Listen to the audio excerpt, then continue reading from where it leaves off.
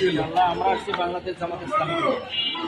বাংলাদেশ জামাত ইসলামী আপনাদেরকে আহ্বান করে, বাংলাদেশ জামাত ইসলামী আপনাদেরকে আহ্বান করে আমাদের ব্যক্তিগত জীবনে যে ইমান আনছি আমরা, সেই ইমানের যে গরমিলগুলো রয়েছে, এই গরমিল পরিহার করে পূর্ণ মুসলমান হওয়ার জন্য বাংলাদেশ জামাত ইসলামী আহ্বান করে।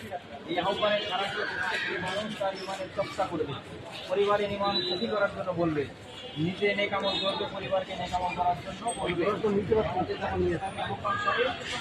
মানুষ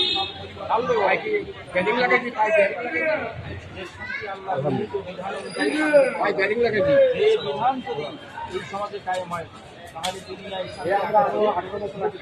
এই মুক্তির সংগ্রামে আপনাদের যদি কোনো আপত্তি না থাকে নামটা বলে